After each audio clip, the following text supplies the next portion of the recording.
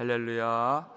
하나님의 손이 우리와 함께 하심에 하나님이 하나님의 복으로 무겁게 역사해 주시고 우리의 모든 질병을 치료해 주시고 하늘의 힘으로 우리에게 더해 주시기를 주의 이름으로 축복합니다.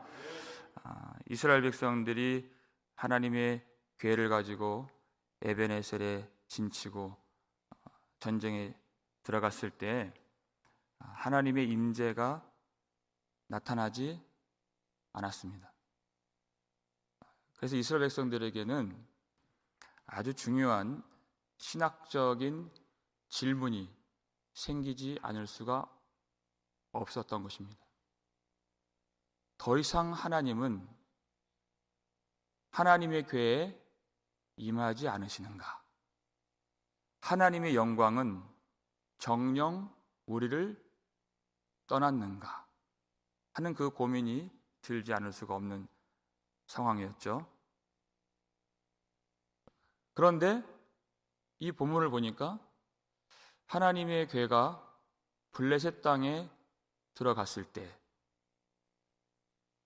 다곤의 신전에서 하나님이 간밤에 다곤 신상을 엎드러지게 하시고 또 그 다음 날에는 다곤 신상의 머리와 손목을 끊어버리시는 하나님의 임재가 나타난 것입니다. 하나님의 궤에 하나님의 임재가 있었다는 것입니다. 어떤 결론을 이 성경의 독자들이 얻을 수가 있습니까? 하나님의 궤에는 문제가 없다. 하나님의 궤를 사용하려고 했던 백성들에게 문제가 있다. 그것을 가르쳐 주시는 것이 죄에 대한 인식을 끊임없이 주시는 것입니다. 하나님께서 이 백성들을 어떻게 인도하시는가?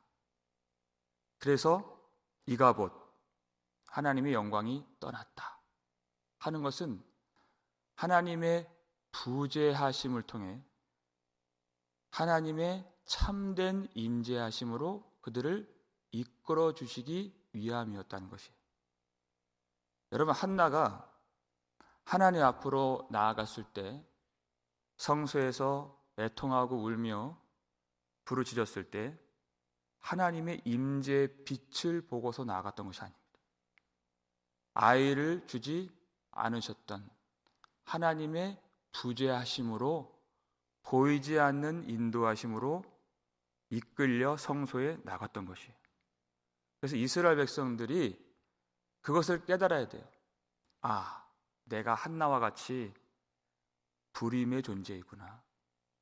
선한 것을 낳을 수가 없는 그런 나 자신이구나.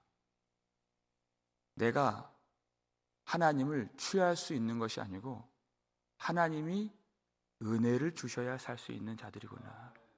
그것을 하나님의 부재하심으로 가르쳐 주시는 것이 하나님이 보이지가 않고 영광이 떠난 것 같은 인생이지만 그렇게 해서 참된 하나님의 백성들은 보이지 않는 하나님의 손에 이끌린 바 되어서 하나님의 거룩한 성소로 나아오게 되는 것입니다. 그래서 하나님의 말씀을 간절하게 사모하기까지 하나님의 은혜를 간절하게 기다리기까지 하나님의 손으로 그들을 이끌어 주신다는 것이에요. 하나님은 여전히 이스라엘의 하나님이셨습니다. 그렇지 않고서야 어떻게 이스라엘 백성들의 대적인 블레셋 땅에서 다곤 신상의 머리와 손목을 끊어버리시겠습니까? 하나님이 하신 일이죠. 이 일이 있었던 것은 또 한 가지 하나님의 뜻이 있었습니다. 애굽에서 재앙을 내리셨을 때에도 하나님은 항상 두 가지 목적으로 그 일을 행하셨습니다. 첫 번째, 이스라엘 백성들이 너희를 빼낸 하나님 여호와를 알리라 하신 것이. 두 번째, 애굽 사람들이 나를 여호와인 줄 알리라. 백성들에게도 하나님을 보여주시고 이방인들에게도 하나님을 나타내시는 그 일을 위해서 하나님이 구원을 베푸시고 또 재앙을 내리신 것입니다. 이 일을 통해 블레셋 사람들이 하나님을 보아야 했던 것입니다. 그들의 신인 다곤의 머리와 손목을 잘라버리신, 그들의 신의 숨통을 끊어버리신 하나님의 영광을 그들이 보아야 했던 것입니다. 그런데 그들이 어떻게 반응을 했습니까? 오늘 본문 5절을 다시 한번 읽어보면 알겠습니다. 그러므로 다곤의 제사장들이나 다곤의 신전에 들어가는 자는 오늘까지 아스돗에 있는 다곤의 문지방을 밟지 아니하더라 그랬어요. 여러분, 다곤이라고 하는 이 우상이 할 수 있는 것은 무엇밖에 없습니까? 하나님 앞에서 두들겨 맞는 것밖에 하는 것이 없어요. 엎드려지고 목이 잘리고 손목이 잘리고, 그리고 그 잘려진 머리와 손목이 어디 있었어요? 문지방에 있었잖아요. 몸통은 그 자리에 있었지만 우연히 일어난 일이 아닙니다. 하나님이 그렇게 하신 것입니다. 그 신전은 저 끝에 문지방에 있는 것이에요. 그런데 그들은 오늘까지 그 문지방을 밟지 않았다. 다곤은 스스로 쓰러졌을 때 자기 스스로를 이렇게 세울 수도 없는 무력한 그런 우상이죠. 아무것도 아니란 것입니다. 목이 잘렸을 때 소리도 낼 수 없는 아무것도 아닌, 그리고 여호와 하나님께로부터 도망칠 수도 없는, 못 도망갔죠? 문지방을 못 넘었다는 거예요. 그렇게 무력하다는 것입니다. 그렇게 사람의 손으로 만들고 새겨진 그 우상을 그들은 여전히 신성시하고 그 머리가 잘려져 놓여진 자리, 그 문지방을 이제까지도 밟지 않았다는 것입니다. 사람이 만들었다 하는 것은 사람보다 열등하다는 뜻입니다. 그 열등한 우상이 사람에게 어떤 좋은 것을 줄 수 있을까요?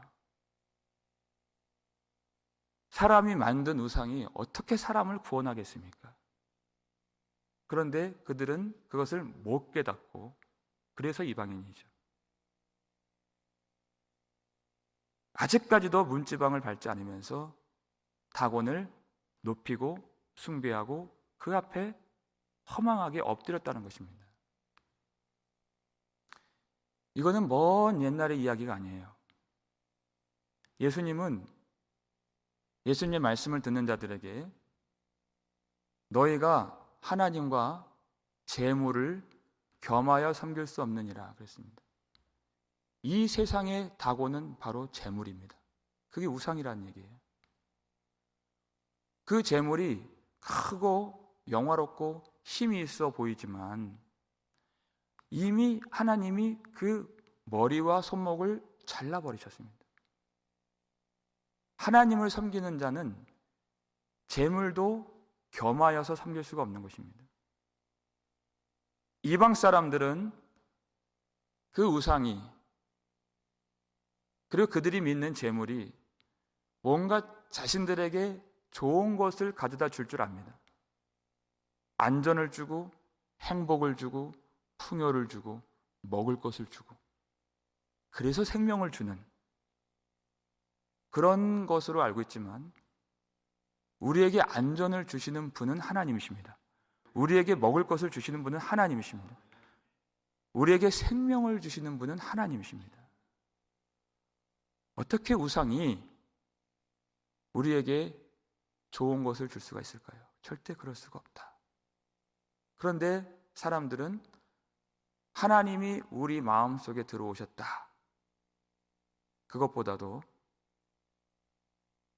내 통장에 돈이 들어왔다, 이것을 훨씬 좋아한다는 것이죠. 실제적으로는 그것은 아무것도 아닌 것입니다. 하나님만이 우리에게 복을 내려주시고 하나님의 손으로 우리를 붙들어 주셔야 우리가 살 수가 있는 것입니다.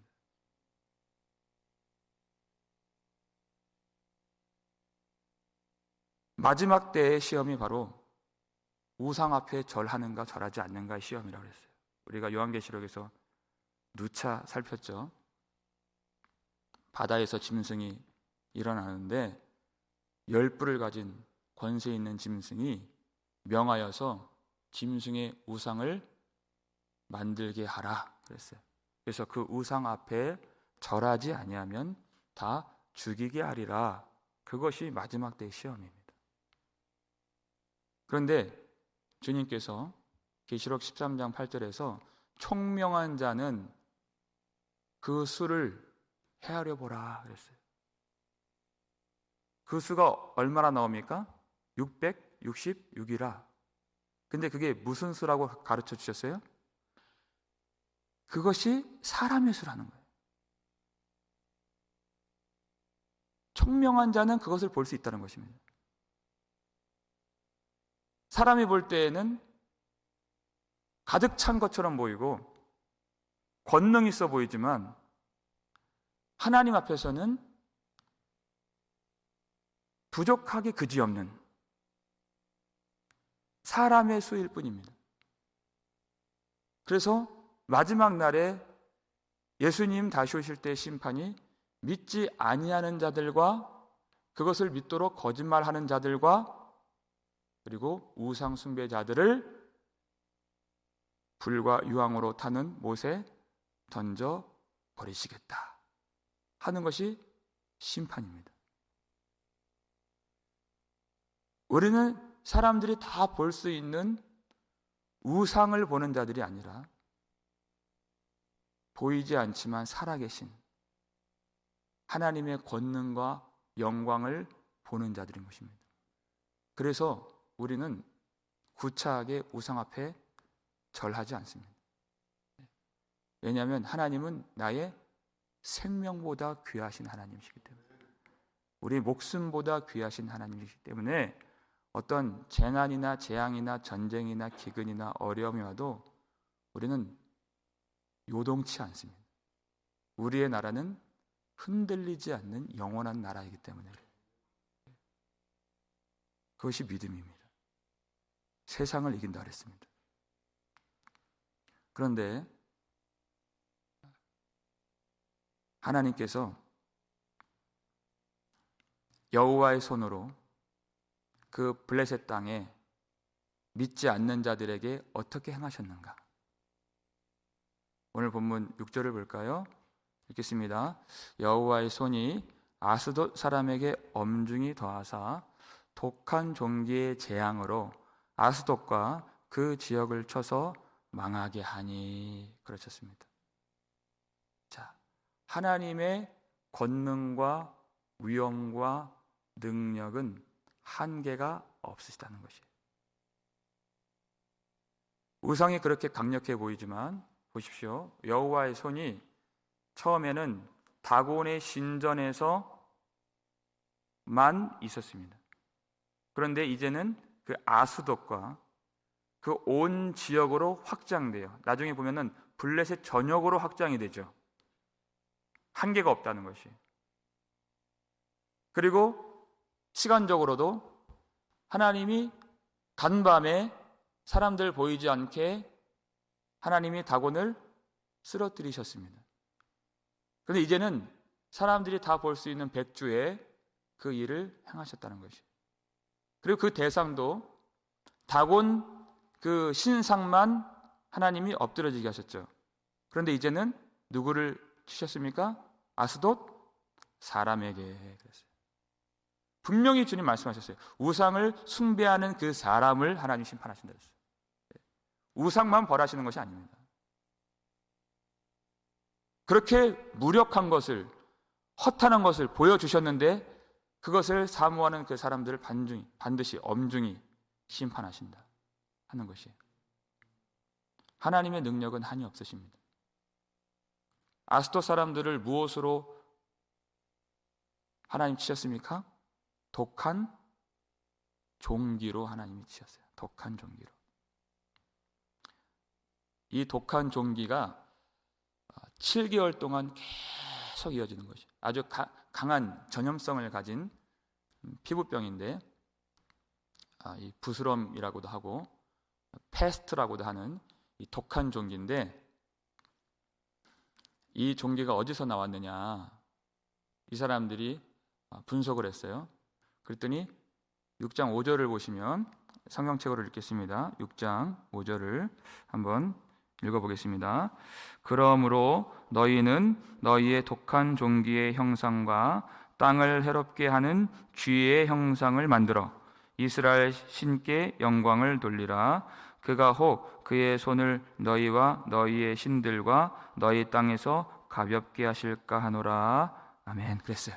자, 여기 어떤 말이 나오죠? 땅을 해롭게 하는 쥐라는 말이 나오죠. 그러니까 이 독한 종기가 무엇으로부터 발병이 되었는가, 그리고 전염이 되었는가, 쥐가 그렇게 했다고 분석을 한 거예요. 4절에도 쥐라는 말이 나와요. 그것을 이제 속건제를 드리려고 뒷부분 보면은 금, 쥐, 다선 말이라야 하리니, 쥐가 또 나와요. 쥐가 이 질병을 가져다 주고 또 퍼뜨리고 하는구나. 그렇게 알게 되었습니다. 물론 하나님께 속건제를 드리려고 하는 것이지만 이들은 그 쥐를 아주 심각한 발병의 원인으로 그들이 분석을 한 것입니다. 그런데 이 독한 종기라는 이 질병은 예전부터 이스라엘 백성들에게 하나님이 경고하셨던 그런 질병입니다. 이스라엘 백성들이 하나님 앞에서 악을 행하거나 하나님을 무시하는 일이 있을 때 이 독한 종기를 내리시겠다 하는 그 말씀이 우리가 신명기 28장 27절과 35절을 보면 이 말씀이 나와요. 이것이 지금 두 절입니다. 27절과 35절이에요. 함께 읽겠습니다. 여호와께서 애굽의 종기와 치질과 괴혈병과 피부병으로 너를 치시리니 내가 치유받지 못할 것이며, 또 여호와께서 내 무릎과 다리를 쳐서 고치지 못할 심한 종기를 생기게 하여 발바닥에서부터 정수리까지 이르게 하시리라 그랬어요. 자, 이 두 절을 보면 두 가지 공통점이 있죠. 첫 번째, 이 질병은 어디서부터 출발이 되는 것입니까?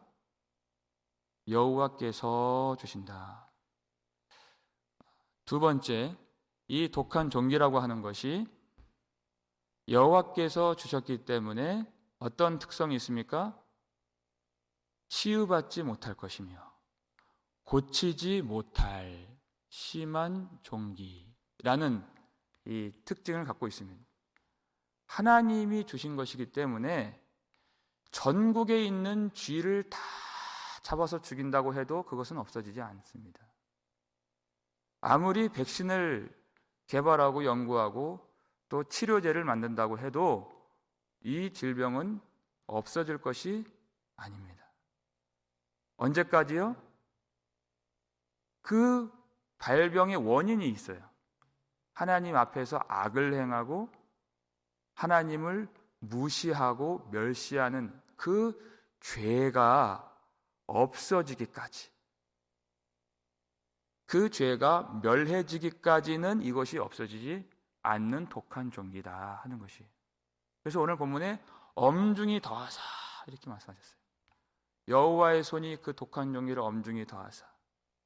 여러분, 이 속에 어떤 단어가 들어가 있을까요? 우리가 사무엘상에서 여러 번 자주 살피는 단어가 여기 들어가 있죠. 카베드라고 하는 단어. 무겁다, 무게, 영광. 이 그 단어죠. 하나님을 무겁게 여기고 존중히 여기는 사람에게는 하나님이 무겁게 복을 내리시고 무겁게 임재하시고 무겁게 그의 삶을 주장해 주십니다. 근데 하나님을 가볍게 여기고 하나님을 멸시하고 하나님을 존중히 여기지 아니하면 하나님이 그를 무거운 재앙으로 누르신다는 것이에요. 무거운 심판으로 그를 벌하신다는 것입니다. 우리 인생에서 가장 중요한 관건은 하나님의 영광을 아는 것입니다. 하나님을 무겁게 여기는 것입니다. 하나님을 참으로 무겁게 여기면 하나님이 그 손으로 무거운 복을 주십니다. 하나님이 지혜를 무겁게 주시고 하나님이 영광으로 무겁게 임하시는 그런 복을 얻게 된다는 것이에요. 그런데 하나님을 멸시해요. 하나님 말씀을 못 들은 채 해요. 그러면 블레셋 사람들처럼 이 사람들이 얼마나 힘이 있는 족속입니까? 군사력이 있고 그들이 힘이 있고 우리가 대장부가 되자 그러니까 그들이 정신을 번쩍 차리면서 하나님까지도 대적하는 그런 결속력이 있고 리더십이 있고 지휘력이 있었던 저력이 있었던 그런 족속이에요.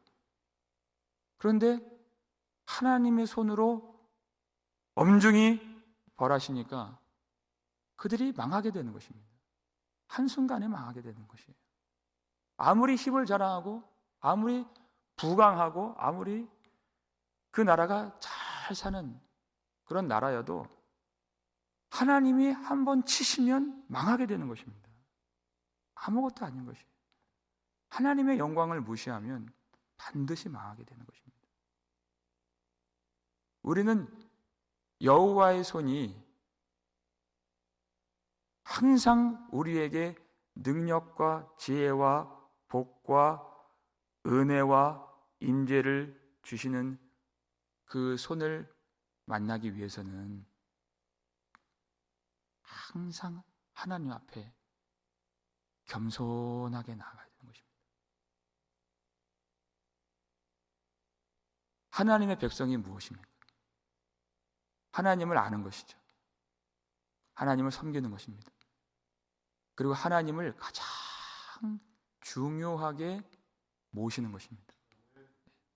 하나님 외에는 중요한 것이 없는 것이에요. 그래야 하나님의 손으로 우리를 붙들어 주시고 은혜를 부어 주십니다. 사무엘상 7장 13절을 볼까요? 읽겠습니다. 이에 블레셋 사람들이 굴복하여 다시는 이스라엘 지역 안에 들어오지 못하였으며 여호와의 손이 사무엘이 사는 날 동안에 블레셋 사람을 막으시매. 그랬어요. 우리 힘으로 살 수가 없는 것이에요. 여호와의 손이 블레셋 사람들을 막아 주셔야 승리할 수가 있는 것입니다. 여호와의 손이 전쟁을 막아 주셔야 우리가 평안히 거할 수 있는 것입니다. 여호와의 손이 악한 마귀, 사단 권세, 모든 대적을 막아 주셔야 우리가 주님 앞에 넉넉히 이길 수가 있는 것입니다. 여호와의 손이 우리를 붙들어 주셔야 된다는 것이에요.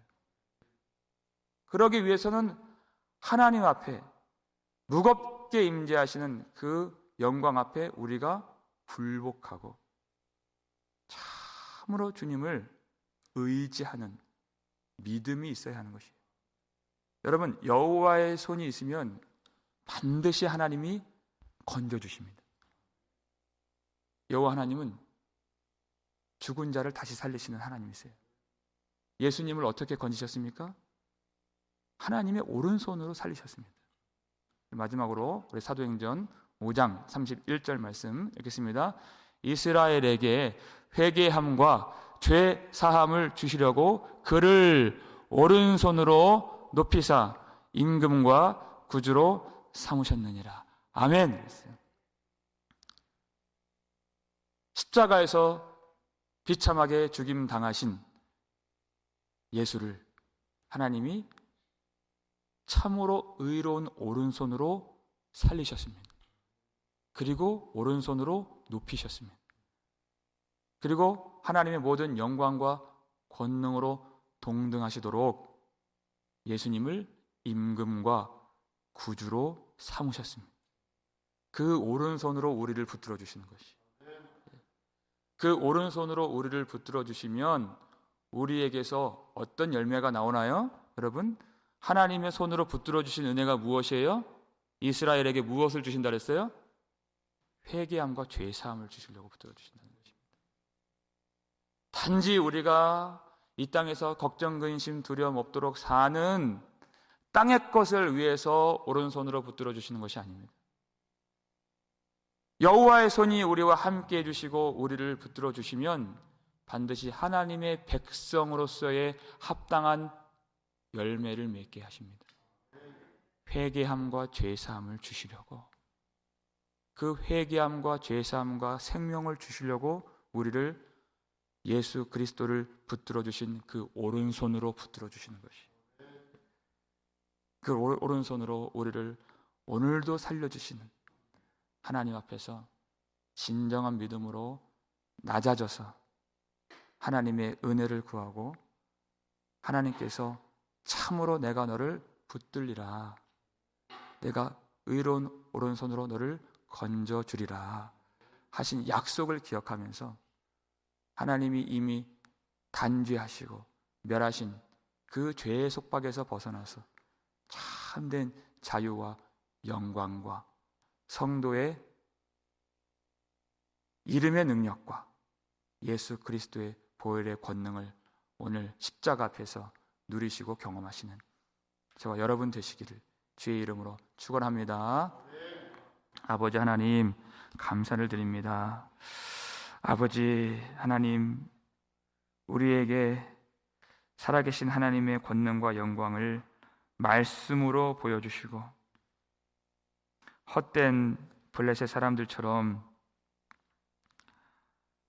우상을 좇지 아니하고 생명보다 귀하신 우리 하나님과 어린 양 예수 그리스도 앞에 엎드릴 수 있도록 은혜를 주시오니 감사드립니다.